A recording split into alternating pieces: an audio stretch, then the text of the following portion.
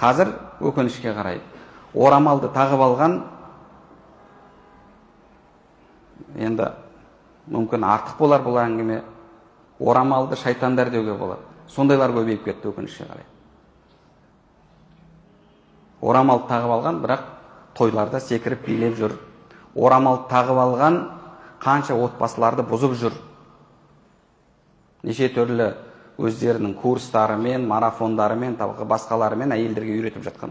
Егер сондайлардың сабағына тойып алған, соны ішіп, жеп, солардың сабақтарын кекірген кезде сол бағанағы марафондарының, әлі курстарын иісі шығып тұрған қыз болатын болса, ол жерден бағанағы екі аяқ киіміңізді қолыңызға алыңыз да қашып кетіңіз. Неге? Өйткені олар нені үйретіп жатыр? Сенің жеке пространствоң, сенің жеке құқығың, сенің самооценкаң, сенің анау, сенің мынау, күйеуің алдында сен анаға міндетті емессің, мынаға міндетті емессің. Қарасаң, бағанағы бірнеше байға тиіп ажырасқан, немесе мүлдем байға тимеген әйелдер қазір біздің әпке қарындастарымызға қалай бақытты әйел болуды, қалай бақытты өмір сүруді үйретіп жатыр өкінішке қарай. Солардың сабақтарының нәтижесінде қанша отбасылар ажырасып жатыр. Жұртқа сабақ береді, жұртқа имандылықты үйретеді, бірақ күйеуінің рұқсатынсыз, мысалы, сапарлатып жүр. Тіпті өкінішке қарай қазір махрамсыз менімен бірге умраға жүріңдер, менімен бірге қажылыққа жүріңдер деп әйелдерді жинап алып, умраға қажылыққа алып барып жатыр. Сол бағанағы блогерлер, сол бағанағы жас әйел қыздар барып алады да, ол жақта әйтеуір ойы, есілдерді контент түсіру, тағы басқа қылу. Өкінішке қарай қазір орамалды осындай орамалына лайық емес әпке қарындастарымыз көбейіп кетті.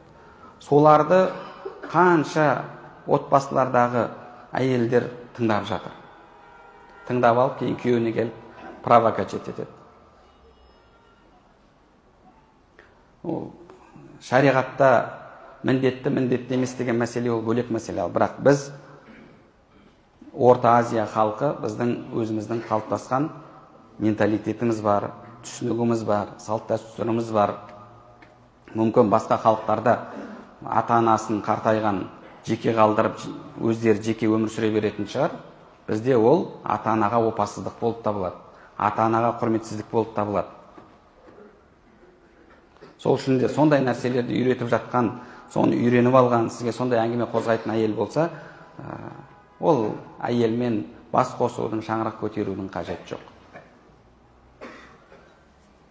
Орамалдама, онда ол сол орамалына лайық болу керек. Ол Алла тағала үйреткен, исламды үйрететін әйел болу керек. Пайғамбарымыз саллаллаху алейхи вассалам не дейді? «Иза саллатил мар'ату хамсаха, ва самат шахраха, ва атаат заужаха, ва хафизат фарджаха». Егер әйел дейді, 5 уақыт намазын оқыса, оразасын ұстаса, және күйеуіне бағынса, ар-намысын сақтаса, қиля лаха, оған айтылады дейді, удхулил жанната мин айи бабин мин абуабил жаннати ши'ти. Қалаған есігінен жаннатқа кір деп айтылады дейді. Міне бұл жерде күйеуіне бағыну айтылып жатыр. Өзінің правасын качать ету емес. Пайғамбарымыз саллаллаху алейхи уассалам, егер адамның адамға сәжде етуіне рұқсат болғанда, күйеуіне сәжде етуге әйеліне бұйырар едім деді. Осы бізге үйретіп жатқан ислам. Егер осы исламды Пайғамбарымыз саллаллаху алейхи уассаламның әйелге қатысты тағылымдарын қабылдайтын әйел болса, онда ол әйел сізге жақсы жары болады, бала шағаңызды дұрыс тәрбиелейді, сіздің ата-анаңызға жақсы мәміледе болады. Ата-анаңыздың разылығын іздейді. Және өзі бүгін қандай келін болса, ертең алдына Алла тағала сондай келін келтіретін ол біліп өмір сүреді. Сондай жар таңдаңыз. Сондай келін таңдаңыз. Балаңызға сол нәрсені үйретіңіз.